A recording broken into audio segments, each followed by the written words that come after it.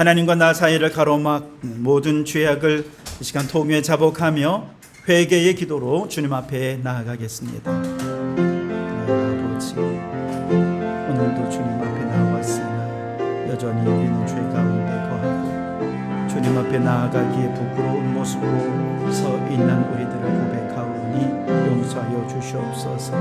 주님의 뜻대로 살겠노라 다짐하면서도 여전히 제 욕심과 편안함만 추구하며 살았던 우리의 죄를 용서하여 주시옵소서. 따뜻함보다는 날카로운 마음, 타인에게 상처를 주었던 순간들을 회개하오니 용서하여 주시옵소서. 겸손하기보다 제 생각과 판단을 우선시하며 타인을 쉽게 비판했던 오만을 용서하여 주시옵소서. 주님의 필요와 아픔에 눈 감고 나의 아내만을 챙기며 무관심했던 이기심을 고백하오니 용서하여 주시옵소서. 손발로 지은 죄, 마음과 생각으로 지은 모든 죄를 주님 사하여 주시옵소서. 여기 우리 주님의 용서의 말씀이 있습니다. 주께서는 용서하시는 하나님이시라. 은혜로우시며 긍휼히 여기시며 더디 노하시며 인자가 풍부하심으로 그들을 버리지 아니하셨나이다. 아멘. 나는 전능하신 아버지 하나님, 천지의 창조주를 믿습니다. 나는 그의 유일하신 아들 우리 주 예수 그리스도를 믿습니다. 그는 성령으로 잉태되어 동정녀 마리아에게서 나시고 본디오 빌라도에게 고난을 받아 십자가에 못 박혀 죽으시고 장사된 지 사흘 만에 죽은 자 가운데서 다시 살아나셨으며 하늘에 오르시어 전능하신 아버지 하나님 우편에 앉아 계시다가 거기로부터 살아있는 자와 죽은 자를 심판하러 오십니다. 나는 성령을 믿으며 거룩한 공교회와 성도의 교제와 죄를 용서받는 것과 몸의 부활과 영생을 믿습니다. 아멘. 자리에 앉으시고 534장 함께 찬송하시겠습니다.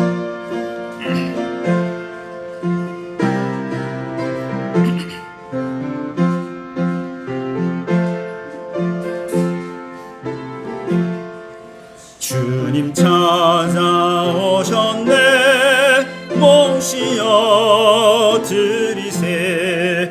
가시관을 쓰셨네. 모시어 드리세. 우리 죄를 속하려 십자가를 지셨네. 받은 고난 크셔라. 모시어 드리세. 보라 성자 오셨네. 모시어 드리세. 영광 중에 계신 주 모시어 드리세. 헛된 것만 버리고 우리 구주 모시어 받은 풍랑 누리세. 모시어 드리세. 겸손한 자 찾도록 모시어 드리세. 하늘에서 부르네. 모시어 드리세. 좋은 자리 드리고 주신 은혜 구하세. 하늘나라 세우세. 모시어 드리세. 주여 내가 믿으니 오소서 오소서. 주여 환영하오니 오소서 오소서. 생명길로 이끌사 슬픔 위로하시고 진리 알게 하소서. 오소서 오소서. 아멘. 오늘은 공동기도문으로 함께 주님 한번 크게 부르짖어 우리 통성으로 함께 기도하겠습니다. 앞에 영상을 보시면서 우리 다 같이 주님 한번 부르짖어 기도합니다. 주여, 세계를 위하여 기도합니다. 자국의 이익을 위해 죽이고 파괴하고 전쟁 국가의 지도자들마다 양심의 가책을 갖게 하시고 아무 조건 없이 전쟁을 멈추게 하소서. 폭염과 산불, 기후 이상으로 세계 곳곳에 인명과 재산에 큰 피해가 있습니다. 회복해 하시고 모든 나라들이 기후위기 대응에 협력하여 지속 가능한 미래를 후손에게 물려주게 하소서. 대한민국을 위하여 기도합니다. 대립하는 정치, 널뛰는 경제가 안정되게 하소서. 위정자들에게 힘을 주셔서 국가적 현안들을 지혜롭게 감당하게 하소서. 수해와 폭염으로 고통받는 이웃들이 하루속히 일상을 회복하게 하시고 기후위기 대응을 위한 사회적 대비책이 견고히 마련되게 하소서. 한국교회를 위하여 기도합니다. 세속화된 세상 속에서 거룩함으로 세상을 정화시키는 한국교회가 되게 하소서. 사회적 약자와 고통당하는 이웃들의 곁에서 함께 울어주고 눈물 닦아주고 기후위기에 대응하는 등 공적 사역에 헌신하면서 선교적 사명을 감당하게 하소서. 성도교회를 위하여 기도합니다. 자기를 비워 종의 형체를 가지신 예수님처럼 우리도 낮은 곳에서 이웃을 섬기게 하소서. 죽기까지 복종하신 예수님처럼 주의 말씀에 복종하는 교회 되게 하소서. 전교의 수양회를 통해 사랑의 공동체를 이루게 하시고 그 사랑으로 지역사회 속에 하나님 나라를 세우게 하소서. 가정이 화목하고 직장이 든든하며 자녀들이 시냇가에 심은 나무처럼 형통하게 하시며 영과 혼과 육의 모든 질병에서 해방되게 하소서. 이제 다 아뢰지 못한 기도를 주님께서 가르쳐 주신 기도로 기도하오니 하늘에 계신 우리 아버지, 아버지의 이름을 거룩하게 하시며 아버지의 나라가 오게 하시며 아버지의 뜻이 하늘에서와 같이 땅에서도 이루어지게 하소서.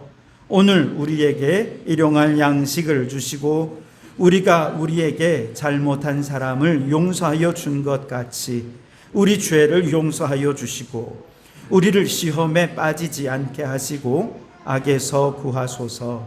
나라와 권능과 영광이 영원히 아버지의 것입니다. 아멘.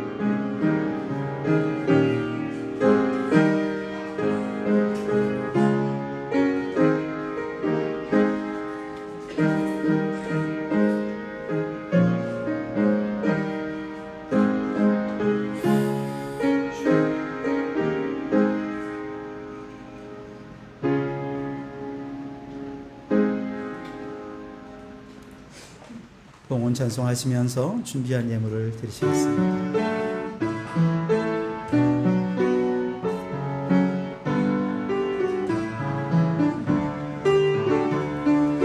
내게 있는 양육옥아 주께 가져와 그 발 위에 입 맞추고 깨뜨립니다. 나를 위해 험한 산길 오르신 그가 걸음마다 크신 사랑 새겨놓았네.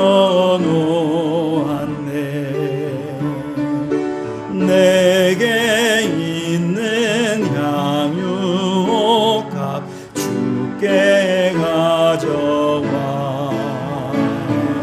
그 발 위에 입 맞추고 깨뜨립니다.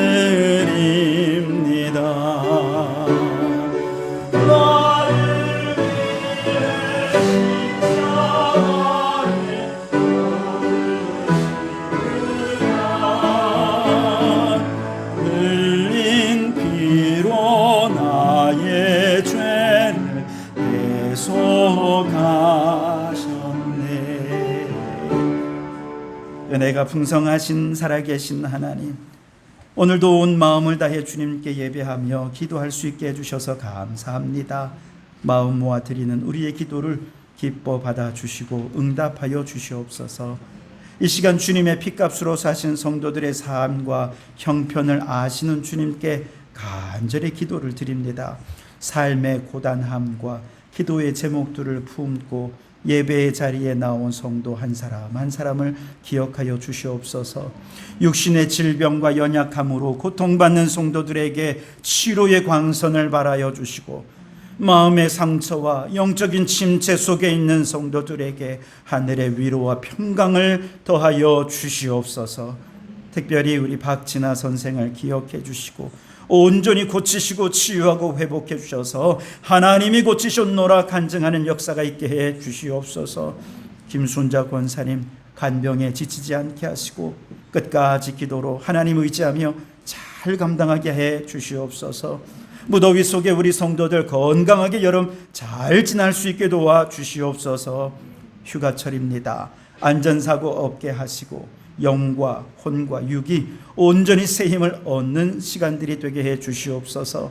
각 가정마다 믿음의 주를 바라보며 은혜의 열매를 맺게 하시고 성도들의 일터와 생업 위에 지혜와 복을 더하사 주님의 영광을 드러내는 통로가 되게 해 주시옵소서. 해외에 나가 있거나 타지에 있는 자녀들, 군 복무 중인 자녀에게도 주님 함께 하셔서 모든 위험에서 보호해 주시고 저들이 뜻하고 계획하는 모든 일들이 형통케 이루어지며 오고 가는 소식이 복되게 해 주시옵소서. 하나님, 주께서 우리에게 주신 모든 것이 다 주님의 것임을 고백합니다. 오늘 우리가 가진 시간, 건강, 그리고 물질의 일부를 구별하여 기쁨과 감사함으로 주님 앞에 바칩니다. 드려진 예물이 하나님 나라를 확장하고 아파하는 이웃을 섬기며 주님의 사랑을 전하는 거룩한 곳에 귀하게 사용되게 도와주시옵소서. 예물을 드린 손길들을 기억하사 하늘의 신령한 복과 땅의 기름진 복으로 채워주시고 물질의 종이 되지 않고 하나님 나라의 충성스러운 청지기로 살게 해 주시옵소서. 우리의 모든 삶을 통해 하나님 영광 받아 주실 줄 믿고 감사하오며 예수님 이름으로 기도하옵나이다. 아멘. 할렐루야. 우리 주님의 은혜와 평강이 여러분과 여러분의 가정과 하시는 모든 일들 위해 항상 함께 하시기를 주님의 이름으로 축원합니다. 우리 앞뒤 좌우로 3명 이상에게 무더위 속에 건강하시기 바랍니다. 인사하시기 바랍니다.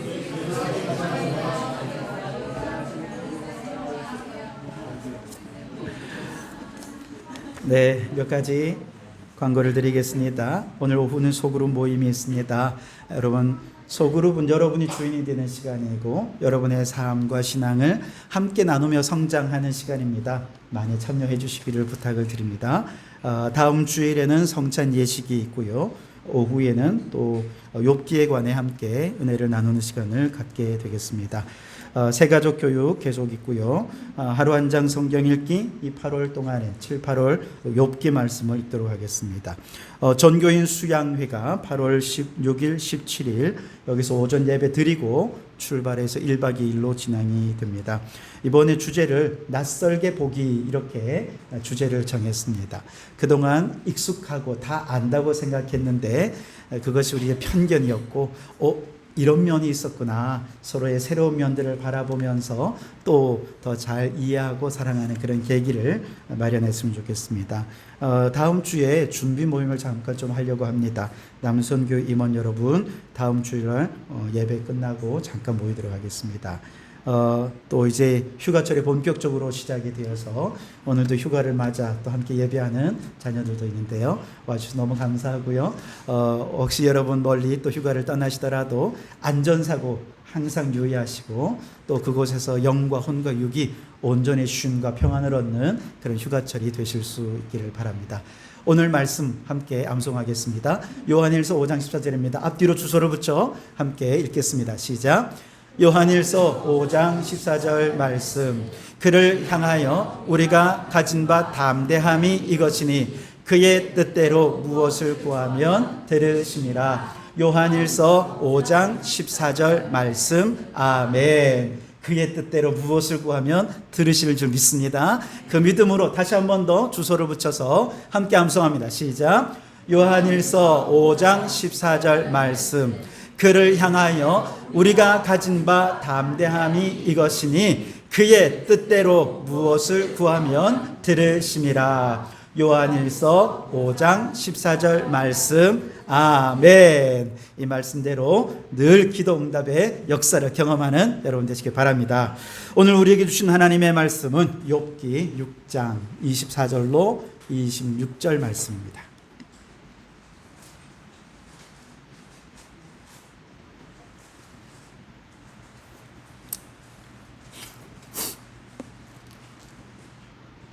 욥기 6장 24절로 26절까지.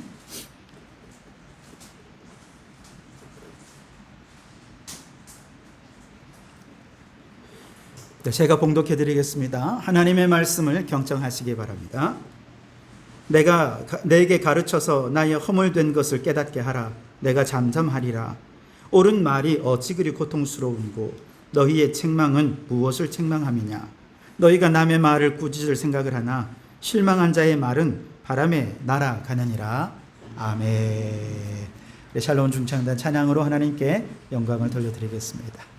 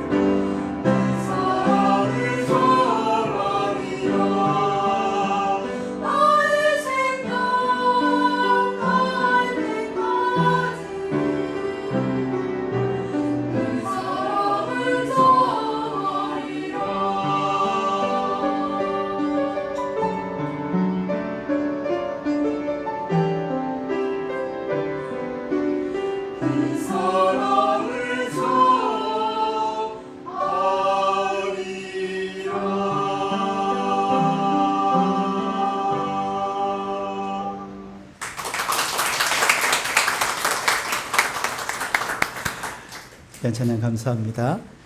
하나님의 사랑과 그 눈물이 오늘 우리를 살렸음을 찬양을 통해 다시 한 번 더 깨닫게 되었습니다. 저는 여러분의 기도와 또 하나님의 은혜로 치료를 잘 받고 지난 수요일 날 퇴원을 했습니다. 깔끔하죠? 예, 너무나도 감사하게 수술도 잘 되었고, 근데 여기 물이 좀 차가지고 턱이 조금 이렇게 나왔어요. 제가 살쪄서 그런 거 아니라는 거 꼭 말씀드리고 싶어가지고. 병원에서 제 자리는요 6인실이었는데 오른쪽 두 번째였어요. 그러니까 입구 쪽하고 또 창 쪽의 그 중간에 제 위치가 있는 거죠. 입구 쪽에 계신 분은 90세 어르신이었습니다. 90세가 넘으신 어르신이었는데 대소변을 간병하는 분이 다 받아내셔야 하는 그런 분이셨어요. 욕창이 생기지 않도록 하기 위해서 계속해서 이리저리 몸을 움직여 주셔야 하는 분이셨고요. 그래서 거기가 이제 간호간병하는 곳이라 간호사들이 30분마다 와서 이제 간병을 하긴 하지만 그것도 모자라서 80세가 넘은 부인께서, 아내분께서 또 간병한다고 옆에서 하루 종일 밤새도록 그렇게 같이 있는 거예요. 할아버지는 연세가 또 높으신 데다가 질병이 또 더해지시니까 말투가 이제 어눌해지신 거죠. 그래서 말은 하긴 하는데 이게 잘 들리지가 않는 겁니다. 그러니까 아내분에게 불편함을 호소하고는 싶은데 이게 말이 잘 안 통하는 거예요. 그래서 몇 번이나 할아버지가 얘기하면 할머니는 또 묻고 또 묻고 그렇게 하다가 겨우 하나씩 이제 문제를 해결해 가는 거죠. 예를 들면 내가 오른쪽으로 좀 몸을 좀 돌리고 싶은데 얘기를 하면 말이 이렇게 웅얼웅얼 이렇게 나오는 거예요. 그러니까 이거 하나 의사를 전달하기 위해 이 옆에 있는 할머니와 거의 한 10분 정도를 씨름하고 난 다음에 겨우 몸을 조금씩 움직이는 겁니다. 저는 바로 그 옆에서 할아버지의 음성을 듣는데도 무슨 얘기인지 잘 안 들리더라고요. 할머니가 충분히 이해가 되더라고요. 그러니까 할머니가 오죽하겠습니까? 이렇게 하라고, 저렇게 하라고, 못 알아먹겠네 그냥. 그러면서 얼마나 또 투정을 하시면서 이렇게 돕기 위해 애를 쓰시는지요. 없던 병도 생길 것 같더라고요. 창가 쪽에 있는 분은 20대 외국인 청년이었습니다. 한국말은 물론이고 영어도 제대로 잘 못하는 거예요. 그러니까 중요한 의사 전달은 삼성이 확실히 그게 좋더라고요. 이 삼성이 전화하니까 통역사가 통역이 되는 거예요. 그래서 의사 선생님이 전화는 이거 할 때는 다 통역사로 바로 해가지고 통역이 되도록 그렇게 하는데, 근데 그것만 합니까? 계속 간호사들은 옆에서 소통하면서 지금 상태가 어떤지, 식사는 얼마나 하셨는지, 기침은 얼마나 나온지 계속 물어보는데 이거 뭐 소통이 안 되니까 그러니까 간호사들이 그러면 뭐 이러면서 얘기를 그렇게 조금씩 이제 해가는 거예요. 저는 이제 옆에서 이 청년에 대해서 이제 막 상상을 해보는 거죠. 젊은 나이에 자신의 나라를 떠나서 우리나라에 와서 외국에서 이렇게 노동을 하다가 아마 일하는 것이 폐에 지장을 주는 아마 그런 일은 아니었을까. 그래서 혹시 폐병에 걸려서 산업재해로 이곳에 입원한 건 아닐까? 혼자 막 이제 상상을 하는 거예요. 그러다 보니 이 청년이 이제 측은한 마음이 드는 겁니다. 의사소통이 안 돼서 그동안 억울한 일들은 또 얼마나 많이 있었을까? 낯선 나라에서 병까지 얻었으니까 얼마나 힘들까? 뭐 등등. 그런 생각들이 막 들면서 이 친구의 특징은요, 하루 24시간 내내 자국어로 된 유튜브 방송을 틀어놓는다는 거예요. 이어폰으로 좀 들으면 좋겠는데 이어폰이 없었나 봐요. 계속 옆에서 그걸 틀어놓는 거예요. 낮에는 좀 크게 틀고 밤에는 작게 트는데 바로 옆에 있으니까 다 들리잖아요. 처음에는 짜증이 나더라고요. 근데 나중에는 그 친구가 이해가 됐어요. 이 친구는 이게 유일한 어떤 희망의 끈이겠구나, 위로겠구나, 막 이런 생각을 하니까 좀 이해는 되더라고요. 저는 의사소통이 서로 어긋나서 서로의 생각과 마음이 서로 어긋나는 오른쪽의 불통과 왼쪽의 불통이 서로 불통하는 그 한가운데서 끊임없이 불통하느라 들려오는 소음에 시달리면서 생각을 했어요. 인간에게는 고통이나 고난의 문제보다 불통의 문제가 더 심각한 문제구나. 아무리 어려워도 사실 소통만 되면 서로 좀 의지하면서 어려움을 이겨낼 수 있잖아요. 근데 소통이 안 되니까 아무리 소리쳐도 내 얘기를 들어줄 사람이 없어요. 이해해 줄 사람이 없으니까 얼마나 절망이 되었을까, 그런 생각이 드는 거죠. 오늘 우리가 읽은 이제 욥기의 말씀, 지금 우리가 욥기의 말씀 읽어가고 있는데요. 욥기에는요, 고난당한 욥을 3명의 친구가 찾아옵니다. 그리고 그 친구들과 논쟁하는 얘기가 굉장히 길게 거의 대부분을 차지하다시피 합니다. 여러분 읽어보시면 아시겠습니다만 욥과 그 친구들이 나누는 내용은요, 일단 대화는 아닙니다. 대화는 아니에요. 논쟁이라고 표현하긴 하지만 그렇다고 자신의 주장을 막 펼쳐서 어느 주장이 옳다, 찬반을 가리려고 하는 그런 논쟁도 아닌 것 같아요. 가만히 읽어보고 있으면 다 자기 얘기만 하는 거예요. 자기 얘기만 하면서 서로 소통이 안 되는 모습들을 보이는 것이죠. 불통입니다. 그 불통과 불통 속에서 얼마나 답답할까. 그래서 욥기를 읽어보면요, 불통에 들려오는 소음의 소리가 내내 들려옵니다. 그 소음 때문에 짜증도 나고 정말 답답한 마음이 들 때 욥기 38장에서 하나님이 나타나셔서 말씀하시면 얼마나 시원한지 몰라요. 기가 막히게 하나님의 말씀이 시원합니다. 아주. 그런데 이 불통의 이유를 다 들어보면 세 친구는 모두가 다 접점을 알 수 없는 자기만의 논리로 이야기를 합니다. 우선 첫 번째 친구인 엘리바스라고 하는 친구는요, 자신의 주관적인 영적 체험에 근거해서 얘기합니다. 내가 환상 중에 주님을 음성을 들었다는 것입니다. 내 앞을 지나가는 그분을 내가 보았고 그분이 내게 말씀하시더라. 그러니 내가 옳다, 이겁니다. 여러분, 영적 체험을 한 사람들은요, 다른 사람 얘기 못 듣습니다. 내가 다 옳아요. 내가 들었으니까, 내가 보았으니까. 엘리바스가 그랬습니다. 두 번째 친구인 수아 사람 빌닷은요, 옛 선조들의 지혜에서 그 논리의 근거를 찾습니다. 그래서 옛 조상들이 전해 내려온 전승에 따르면 우리 믿음의 선조들이 말씀하시기를, 그러면서 믿음의 선조들의 이야기를 근거로 해서 얘기를 하는데요, 오랜 세월 세대를 거치면서 그들의 지혜는 어느 정도 검증이 됐다고 볼 수는 있겠죠. 그런데 문제는 뭐냐, 그 선조들의 지혜를 적절하게 지혜롭게 잘 적용하면 좋은데 꼭 내가 하고 싶은 얘기에 그냥 아무 상관없이 선조들의 얘기를 그냥 뒷받침한 그 정도라는 거예요. 그러니까 내 주장을 뒷받침하기 위해서 선조들의 얘기를 그냥 끌어올 뿐이지 선조들의 얘기를 그대로 전하는 건 아니었다는 것이죠. 그래서 예를 들면 여러분 가령 그 바리새인과 서기관들도 장로들의 유전에 의지해서, 전통에 의지해서 이야기하지 않습니까? 그런데 사실은 그 모든 내용들이 자신의 기득권을 지키기 위한 거였잖아요. 그래서 예수님이 바리새인 서기관 그렇게 책망하신 겁니다. 세 번째 친구인 나아마 사람 소발은요, 인간은 감히 파악할 수 없는 하나님의 초월적인 지혜라고 하는 하나의 교리를 금과 옥조처럼 여기면서 이것을 근거로 욥을 조롱해요. 이러한 태도를 우리는 좀 어려운 말로 교조적이다, 이렇게 표현하는데요, 교조적이라는 말은 어떤 사상이나 이론을 절대화해서 융통성 없이 고집스럽게 그것만 따르는 태도, 이거를 교조적이라 얘기합니다. 그러니까 성경 속의 교리를 융통성 없이 그것만 따르다 보니 타인의 고통은 눈에 들어오질 않는 거죠. 욥이 당하는 고통은 관심도 없고 이게 옳다는 것입니다. 예를 들면 여러분 14세기에 유럽의 흑사병이 돌아서 얼마나 많은 사람들이 죽었습니까?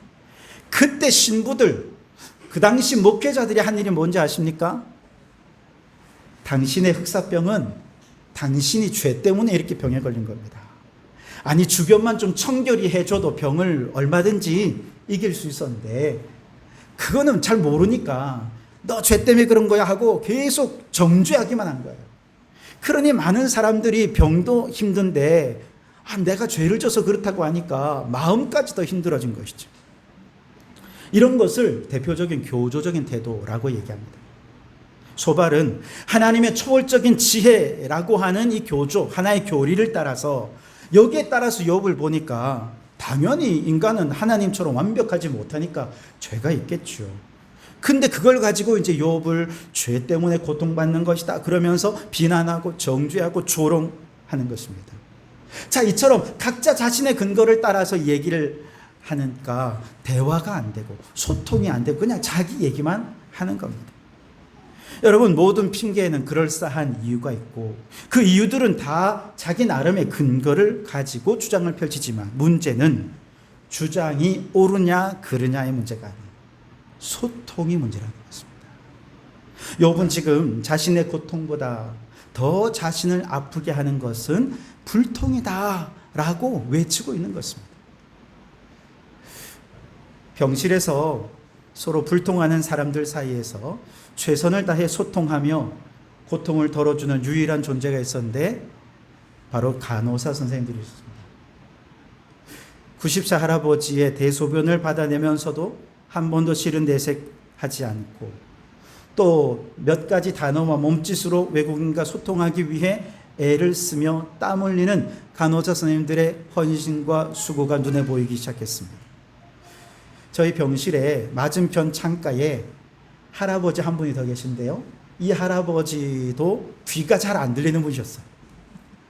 잘 안 들려. 게다가 욕설은 얼마나 잘하는지 그냥 입만 열면 욕을 하는 분이셨어요. 항상 화가 나 있고. 그런데 정말 놀란 것은 새벽 3시에 이분이 토하셨는지 뭘 하셨는지 하여튼 뭔가를 치워야 되는데 간호사분들이 오셔서 화도 내지 않고 이분이 계속 욕설을 하고 좀 나오셔야 그걸 좀 치워 들을 수 있다고 얘기를 하는데 자리도 안 나오고 고집을 피우고 막 욕설을 하고 그런데 간호사 선생님들이 한 번도 그분에 대해서 뭐라고 하지 않는 거예요. 설득하기 위해서 이렇게 해야 어르신에게 도움이 됩니다. 이걸 치울 수 있고 그래 빨리 주무시죠. 높은 언성도 하나 안 하고 계속해서 너무나도 지혜롭게 대처를 잘하니까 할아버지가 숙이고 따르더라고요. 그렇다고 저 자세로 막 굽신거리지도 않고요. 정말 적절한 태도로 의사 선생님의 처방이 실현될 수 있도록 최선을 다해 소통하면서 그래서 그 욕쟁이 할아버지, 그 심술쟁이 할아버지는요, 다른 사람 말은 절대 안 들어요. 그 간호사 선생님의 말씀을 듣는 거예요. 그걸 보면서 역시 소통은 참 중요하구나. 또 하나, 소통하려면 이해와 공감의 능력이 참 중요하구나. 그런 생각들을 하게 되었어요. 오늘 읽지는 않았지만 6장 14절의 앞부분에 보면 욥이 친구들에게 너무 서운했어요. 그래서 이렇게 얘기합니다. 우리 같이 한번 읽어볼까요? 14절 시작. 낙심한 자가 비록 전능자를 경외하기를 저버릴지라도 그의 친구로부터 동정을 받느니라. 무슨 뜻이냐 하면 여러분 신앙생활 하다가 낙심해서 교회도 안 나오는 사람들 있잖아요. 교회를 떠난 사람들이 있다고 해서 인간적인 인연 끊어버립니까? 그렇게는 안 하잖아요. 그래도 인간적으로 정을 나누면서 그가 다시 돌아올 수 있도록 귀에서 기도해주고 찾아가주고 이렇게 하는 게 인지상정이잖아요. 그런데 이 친구들은 그것도 안 하더라는 거예요. 아니 전능자 경외하기를 버린 사람이라도 그래도 친구로부터 동정은 얻는데 내 친구들은 하나도 나를 동정해 주지도 않고 오히려 나를 비난하고 정죄하기만 하니 너무 마음이 아프다. 이제 그 얘기하는 거죠. 공감이 하나도 없는 거예요. 다 그들은 성경 말씀에 근거해서 그들이 얘기를 하고 있기는 합니다만 하나님의 뜻이라고 얘기하고 있기는 합니다만 여기에는 공감이 없는 거예요. 이해가 없는 거죠. 그냥 교리를 냅다가 이야기하니까 오히려 욥에게 더 상처만 되더라는 것이죠. 선교적 교회 마을목회 연구소의 황홍열 교수님은 지난 한 2년 동안 가나안 성도 프로젝트를 진행하고 계십니다. 가나안 성도가 뭐죠? 교회 안 나오는 성도, 안 나가 성도. 예수님을 믿는데 여러 가지 이유 때문에 교회를 안 나오는 성도들이 있다는 거예요. 그런데 이게 우리나라만의 문제가 아니라 2차 대전 이후에 1950년도 이후에 영국과 미국에 급격하게 그런 일들이 많이 일어나서 관련된 논문과 또 자료들이 많이 나왔나 봐요. 그래서 교수님이 그때 1950년대 이후에 영국과 미국의 자료들, 그리고 우리 한국의 가나안 성도들을 인터뷰하고, 그러면서 오늘날 한국교회에 가나안 성도가 늘어나는 원인이 뭔지를 찾고 목회적인 대안을 찾기 위해서 연구 프로젝트를 지금 진행하고 있습니다. 작년 말에 이제 교수님이 이 중간 보고를 하는 세미나를 개최했는데요. 주로 이때는 한국 교인들보다는 영국과 미국의 사례를 가지고 얘기를 했어요. 이때 정말 엄청난 분량의 얘기를 많이 했어요. 근데 그 핵심은 뭐냐? 교회를 떠난 사람이 예수님을 떠났을까요? 그렇진 않습니다. 그들은 교회를 떠났지만 또 다른 차원에서 영성을 추구하더라는 것입니다. 영적인 갈급함이 있고 그 갈급함을 채우기 위해 나름의 노력을 꾸준히 하더라는 것입니다. 다만 그동안 교회가 그들의 영적인 갈급함에 대해 잘 몰랐던 것입니다. 그걸 채워주지를 못했던 거예요. 왜요? 소통하지 않으니까. 공감하지 않으니까. 그들의 아픔을 이해하지 못하니까 일방적으로만 전했고 일방적으로만 교회의 시스템이 이루어지면서 여기에 소외된 사람들이 마음에 더 이상 소통할 의지를 잃어버리고 그만 교회를 떠난 사람들이 많이 있다는 것이죠. 여러분, 지금도 그래요. 교회에 복음이 없습니까? 복음은 있습니다. 그러나 문제는 그 복음이 소통이 되지를 못하더라는 것이죠. 이게 오늘날 성도들을 가장 힘들게 하고 있던 거예요. 복음이 소통되면 어떻게 됩니까? 복음이 흘러가면 죽은 영혼이 살아납니다. 영적인 활력이 있습니다. 왜? 하나님의 말씀은 살아있고 운동력이 있기 때문에 죽은 영혼을 살려요. 그런데 그 복음이 소통되지 못하고 흘러가지 못하니까 그만 고통을 느끼고 답답함을 느낀 사람들이 교회를 뛰쳐나가더라는 것이죠. 욥의 친구들이 그랬다는 거예요. 처음부터 공감과 이해가 없었던 건 아니에요. 한 일주일 정도 욥이 그렇게 힘들어할 때 정말 그 비참한 모습 곁에서 함께 울어주었습니다. 그런데 딱 일주일 지나면서부터 친구들이 그때부터는 욥을 계속해서 정죄하고 너는 너 죄 때문에 이렇게 고통당하는 거야 비난하고 그런 거예요. 그러면서 다 널 위해서 하는 말인데 너 빨리 회개해야 돼. 다 널 위해서 하는 말인데 네가 문제야. 그러면서 욥을 얼마나 비난하는지 모릅니다. 오죽했으면, 여러분 오늘 25절 말씀 같이 한번 읽어볼까요? 시작. 옳은 말이, 욥의 마음이 느껴지십니까? 다 맞는 말이에요. 다 맞는 말인데 너무 고통스러워요. 공감과 이해가 없는 말들은 아무리 옳은 말이라 해도 그건 뼈를 때리는 말이 되고 일어서려는 사람을 주저앉히는 말이 되고 만다는 것이죠. 그래서 중요한 것은 맞는 말보다 중요한 것은 공감하고 이해하는 말, 그런 행동이 중요하다는 것이죠. 성경에 보면 죄인들을 향해 공감과 이해를 제일 먼저 보여주신 분은 우리 하나님이셨습니다. 에덴 동산에서 죄를 짓고 쫓겨나가는 아담과 하와를 위해 하나님께서 행하신 일은 무엇이었습니까? 가죽 옷을 지어 입히신 것이었습니다. 감히 창조주의 자리를 넘본 저 인간의 배신 앞에서 하나님은 화를 내실 수 있었지만 그렇게 안 하셨어요. 왜 그랬을까요? 아담은 누구예요? 하나님이 만드신 하나님의 걸작품이잖아요. 아담의 눈, 코, 입을 흙을 빚어 하나하나 만드실 때 얼마나 행복하셨을까? 얼마나 멋졌을까? 그래서 보시기에 참 좋다. 너 보니까 너무 행복하다. 너무 좋다. 그렇게 하셨던 아담인데 그 아담이 지금 하나님을 배반해서 이렇게 떠나가야 되는 상황이 되니까 배신감에 화가 난다기보다 너무 마음이 아픈 거예요. 그래서 죄 때문에 어쩔 수 없이 에덴 동산에 쫓아내 보내기는 해야 되지만 근데 딱 나가는 모습을 보는데 자꾸 나뭇잎으로 이렇게 몸을 가리긴 했는데 햇볕에 자꾸 나뭇잎이 말라가지고 이걸 자꾸 막 가리느라고, 수치를 가리느라고 어쩔 줄을 모르는 거야. 그 모습이 너무 또 애짠한 거죠. 그래서 하나님께서 정말 사랑하는 짐승을 잡아서 피를 흘리고 그 가죽으로 옷을 입혀 주신 것입니다. 여러분, 이 옷은 뭐예요? 인간이 어디로 쫓겨나든 나는 너를 결코 포기하지 않겠다. 하나님의 아픈 사랑이자 그들을 향한 약속이었던 것이죠. 우리도 그렇지 않습니까? 우리가 하나님을 떠나 죄에 빠졌을 때 하나님이 우리를 위해서 행하신 일이 바로 이런 거예요.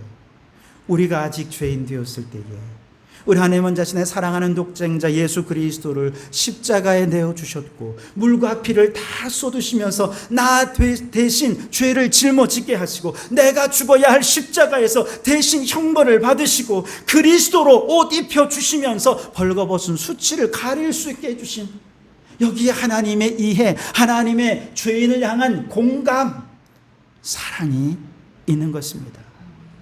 하나님의 이러한 공감과 이해, 긍휼과 희생이 아니라면 어떻게 죄인이 구원을 받을 수 있었겠습니까? 이러한 하나님의 이해와 공감, 은혜를 제일 먼저 깨달은 사람이 있었습니다. 아벨이라는 사람입니다. 가죽 옷을 입었을 때 그는 죄인까지도 사랑하시는 하나님의 공감의 마음, 이해의 마음을 깨달았어요. 그래서 그는 자발적으로 자신의 죄를 회개하며 속죄의 제사로 하나님 앞에 제사를 드립니다. 그러자 하나님과의 관계는 회복되고 하나님과 공감과 이해로 서로 소통하기 시작하니 아벨의 마음은 에덴 동산이 된 것이죠. 반면에 하나님의 이해와 공감을 전혀 깨닫지 못한 가인은 제사를 드리긴 하지만 자신의 죄를 회개함이 없어요. 내가 뭘 잘못했는지 몰라. 무슨 죄를 회개해야 되는지도 모르는 거예요. 그리고 그냥 제사를 드리라 그러니까 형식적인 제사만 드리는 것이죠. 하나님이 그 제사 안 받으셨습니다. 제사를 안 받으셨다는 건 무슨 뜻입니까? 소통이 안 됐다는 뜻이죠. 관계는 더 악화되었고 결국 살인의 죄를 범하고 만 것입니다. 오늘 욥이 친구들에게 이렇게 얘기합니다. 24절 같이 한번 읽어볼까요? 시작. 내게 가르쳐서 나의 허물된 것을 깨닫게 하라. 내가 잠잠하리라. 도대체 내가 무슨 죄를 범했는지 나 좀 깨닫게 해달라는 것입니다.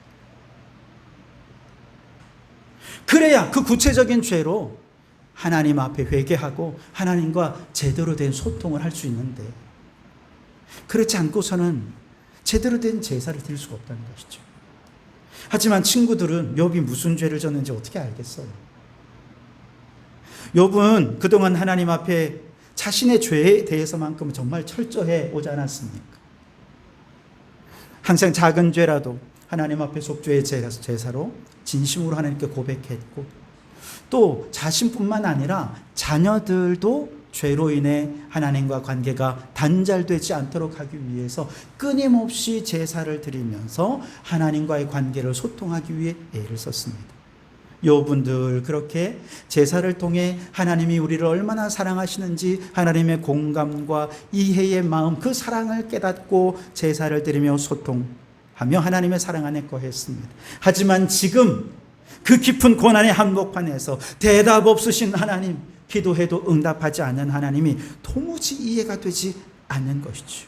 하나님과 다시 소통하고 싶은데 그렇다고 그냥 고난에서 벗어나기 위해 자기도 모르는 죄명을 외치며 속죄의 제사를 드린다면 그 제사야말로 가인의 제사가 아니겠습니까? 오히려 그런 제사는 하나님과의 관계를 단절시키는 것이 되는 것이죠. 여러분, 하나님이 우리를 얼마나 사랑하시는지 십자가에 나타난 하나님의 사랑 속에 이 죄인을 향한 하나님의 이해와 공감의 사랑을 전혀 깨닫지 못한 채 형식적인 예배만 드리고 있다면 우리는 가인의 제사를 드린 것과 마찬가지일 것입니다. 혹시 삶이 너무 힘들어서 이 고난을 빨리 좀 해결할 수 있게 해주시면 하나님 나 예배 더 잘 드릴게요. 그런 마음으로 혹시 예배를 드리고 있지는 않습니까? 마치 거래를 하듯이 하나님 이번에 제발 성공하게만 해주시면, 이번에 제발 취업할 수 있게 해주시고 대학에 진학만 할 수 있게 해주시면 내가 예배 진짜 잘 드릴게요. 혹시 그런 마음으로 예배를 드리고 있지는 않습니까? 가인의 제사입니다. 여기에는 하나님의 이해와 공감에 대한 사랑이 전혀 없어요. 이건 하나님과의 관계를 오히려 불통으로 만드는 것이 되고 맙니다. 오히려 그리 아니하실지라도 결과, 열매 상관없이 그저 하나님만 바라고, 그는 근본 하나님의 본체이시지만 하나님과 동등됨을 취할 것으로 여기지 아니하시고 종의 형체를 가지사 사람들과 같이 돼서 죽기까지 복종하신 그 예수님의 자기 비하와 복종 속에 나 같은 죄인을 사랑하시는 그 하나님의 사랑이 있고, 우리에게 그리스도로 옷 입혀주시고 의의 옷을 입혀주시기 위해 하나님께서 우리를 위해 행하신 그 공감, 이해, 그 사랑의 마음이 십자가에 녹아있다는 사실을 깨닫고 그 십자가에서 뚝뚝 흘러떨어지는 그 보혈의 능력을 의지하며 예배 드릴 때 이 예배가 하나님과 소통하는 예배가 될 수 있는 것입니다. 이 예배를 통해 우리 모든 성도들이 우리 하나님과 깊은 소통을 나누는, 하나님의 그 사랑을 깊이 깨닫고 그 사랑 안에 소통하는 우리 성도들이 되실 수 있기를 주님의 이름으로 축원합니다. 예배를 통해 하나님과 소통했다면 이제는 누구와 소통해야 됩니까? 우리 성도들과도 소통해야 되겠죠. 역시도 원리는 똑같습니다. 예수님의 피 묻은 그 이해와 공감의 사랑으로 성도들이 서로 소통하는 것이죠. 앞서 말씀드렸듯이 우리 8월 16일, 17일 전교인 수양회 이번 주제가 낯설게 보기입니다. 기도하면서 하나님께서 이 낯설게 보기라고 하는 이 주제를 저의 마음속에 생각나게 해주셨어요. 우리가 서로 오랫동안 같이 신앙생활을 하면서 잘 안다고 생각했잖아요. 그리고 내가 보는 그 모습이 그 사람의 전부일 거라고 우리는 생각했잖아요. 근데 이번에 함께 순례를 떠나서 식사도 하고 게임도 하고 교제도 하면서 집사님에게 저런 면도 있었네? 이런 걸 우리 함께 발견해 봤으면 좋겠어요. 늘 밝은 줄만 알았는데 그 이면에 집사님이 안고 있는 마음의 고통과 큰 무거운 짐이 있구나. 공감해 주는 시간들이 됐으면 좋겠어요. 그렇게 공감하고 이해하기 시작하면 편견의 비늘이 두두두두 떨어지게 되고 서로 더 많이 소통할 수 있게 되지 않을까요? 우리 어른들만 소통하는 것이 아니라 우리 자녀들과도 소통했으면 좋겠어요. 특별히 우리 사춘기 자녀들과 소통하는 거 정말 쉽지 않잖아요. 그럴 때 우리에게 필요한 것이 예수님의 마음일 것입니다. 나를 위해 십자가를 지신 예수님의 마음을 품고 우리도 십자가를 지고 나의 옛자를 죽이며, 얼마든지 화낼 수 있지만 푹 누르고 참고 먼저 얘기를 끝까지 들어주고 이해하려 하고 공감하려고 하고, 그렇게 내가 십자가에 죽어질 때 그 공감과 이해의 십자가를 통해 사춘기 자녀들과 소통할 수 있게 되지 않을까요? 그리고 더 나아가서 이웃들과도 소통해야 되겠죠. 불신자들과도 소통해야 됩니다. 여러분, 제가 탄소중립위원회 활동을 하고 있잖아요. 안 믿는 사람들입니다. 그 사람들과 소통하는 게 쉽겠습니까? 결코 쉽지 않습니다. 적어도 우리는 믿음이라고 하는 공감대가 있잖아요. 근데 이분들은 그런 게 없잖아요. 그러니까 가끔 저한테 전화해서 억지를 부리는 분들이 있어요. 말도 안 되는 얘기를 하는 분들이 있습니다. 어떻게 해요? 다 들어줘야죠. 어떻게든 그들의 이야기를 들어주고 문제를 해결해 주려고 노력해야죠. 고통보다 불통이 더 아프다는 걸 안다면 어떻게든 우리는 이해하려 하고 공감하려 할 것입니다. 여러분, 욥의 고통은 누구도 이해하기 어려운 고통이요 아픔입니다. 그러나 지금 욥이 제일 아파하는 것은 그 육신의 고통이 아니에요. 불통이 너무 아픈 거예요. 불통. 고통보다 아픈 불통을 어떻게 이깁니까? 십자가에 달리신 예수님의 마음, 공감과 이해의 마음으로 뚫어내고, 그렇게 하나님과 소통하고 성도들과 소통하고 불신자들과 소통해서 복음을, 그 십자가의 사랑을 우리의 이웃들에게 흘려보내는 우리 성도들이 되시기를 주님의 이름으로 축원합니다. 우리 다 같이 자리에서 일어나셔서 우리 이 찬양 1절만 우리 함께 하도록 하겠습니다. 우리의 무너진 마음 다시 어루만져 주시고 일으켜 주시는 이해와 공감의 그 주님의 십자가의 마음을 우리 함께 찬양하시겠습니다.